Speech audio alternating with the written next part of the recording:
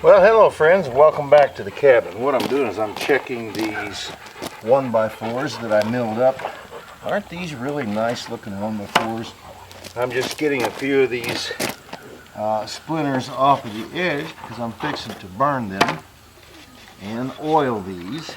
I've decided what we're going to do is burn and oil the trim, and then what I'm going to do is do just like I did the workshop down there. I will give the siding that I have put on that little building a clear coat. It will continue to age and get dark like the sawmill did through the years, but that will put a clear protection on the wood where I don't have to worry about it, and hopefully it will be sort of two-tone, which is kind of the look that I'm going after. And some of these have some more of these little splinters on there than others do. I'm just taking some of that off. You know, I get comments on why do I burn my wood. Well, I guess partly the main reason is I like it like that. I like that color. But I also like the two-tone. And since this sawmill is doing such a good job cutting this material, I decided that it might look better left sort of natural and let it age like it does over time, and I can still have that darker look but be more of a two-tone look as the other ages as well, and I kind of like that look as well. So I think the workshop turned out quite nice, you know, by burning and oiling the timbers, the actual framework, and then putting the clear coat on the siding. Leave me some comments and let me know what you think about my idea. But yeah, I'm just trying to clean these up just a little bit before I start rubbing them down and putting some oil on them and burning them up. The back side or the bottom doesn't really need to be done. It's just the side that you're going to be looking at and the front. And the other reason that I burn them, it does help to make them last a little bit longer, and I don't think that the bugs like the charcoal taste that much, so they tend to shy away from it a little bit more than they would normal, unless it's a carpenter bee. Then you have to use a hornet's nest, and if you don't know what I'm talking about, I'll throw up a video later on that you can check that out. Anyway, I'm going to go ahead and get this thing fired up here. And I think I'm going to burn these a little, maybe just a little bit extra dark.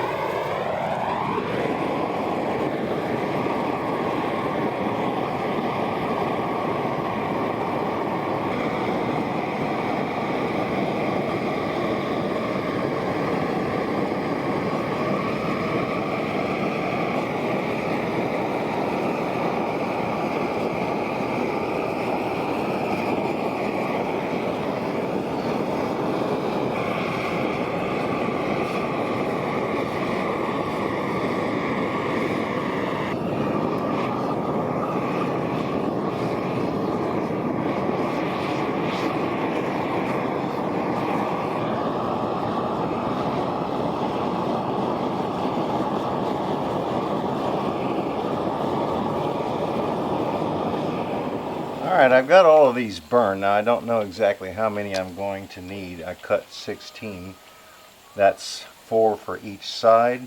I may need a little bit more, which we will have to do later. But we're going to go ahead and get these oiled up, and we will use these until we run out. Well, if you guys are looking to do something similar to what I'm doing by burning your wood and putting oil on it, I find that these thick nap rollers, now I got this 3.5 inch, or actually it's a 4-inch roller for those 1x4s, and then I got this larger one right here for putting the clear coat on the siding. But yeah, I find that these thick rollers like this work a whole lot better. So I've got 2.5 inch screws that will go through the trim, it will go through the siding, and it will actually screw into any other wood that I have behind that. So yeah, I picked up another thing. You know, I don't know how many's in here, but let's see, 365 pieces it says. I've already used 2 boxes. Okay, so by the time I'm done, I will have what, a little over 1,000, 1,100 of them in there, almost 1,200. Yeah, so it takes quite a bit of nails or screws to put up a structure. And then I made myself a stick right here, which generally fits anything. You know, sometimes the pole that you get may not fit all of these right here, but the way that I made this stick, it flares as it goes up, so as it goes up it just gets tighter and tighter. I'm going to go ahead and fit this on the end. We'll put a roller on it and we'll start applying the oil to our trim pieces.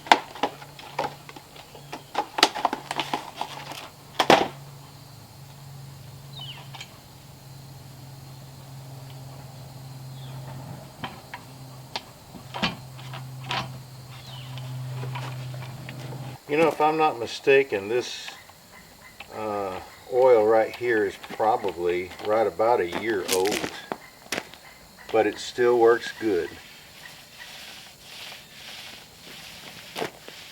It's probably a little bit thicker than normal, but yeah, it still works.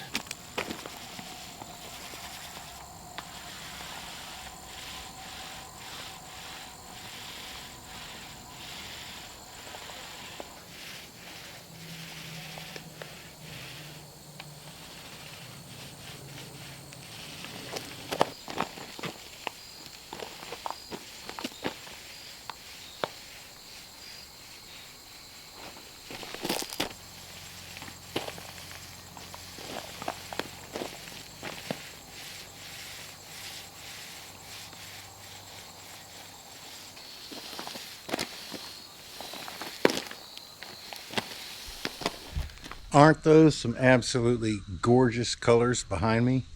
I tell you, the maples and the dogwoods and the pines and the scrub brush and everything else, it's turning colors.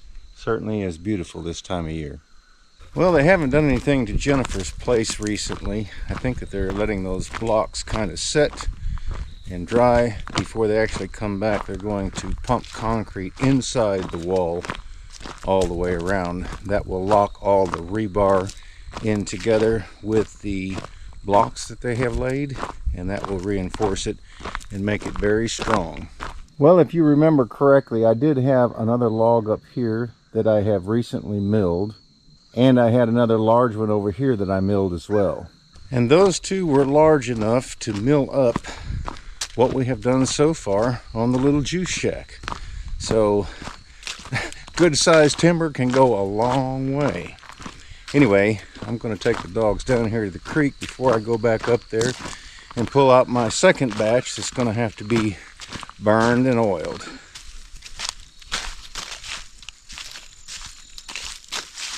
Well, right as I was getting ready to turn the camera on, we spooked up about 3 turkeys out there in the middle of the field, and I didn't get a chance to get the camera on.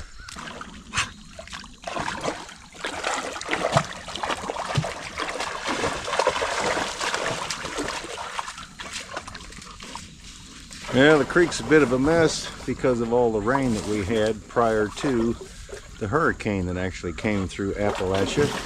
But thank goodness it didn't affect us because there are no rivers that way and the creek actually flows this way. So all of that kind of bypassed us, and the fact that we built up on the hill. Kind of like the old nursery rhyme, you can build a house out of straw, you can build a house out of brick, and you can build a house out of, what was it, clay? Anyway, we built ours on the hill.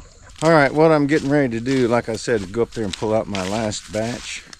And what I'm doing is trying to get the trim work up and around there so that I can order the metal to go on the roof. But I don't want to have to put the trim up afterwards. So we're going to go up there and get all that pulled out so that I can burn it and oil it.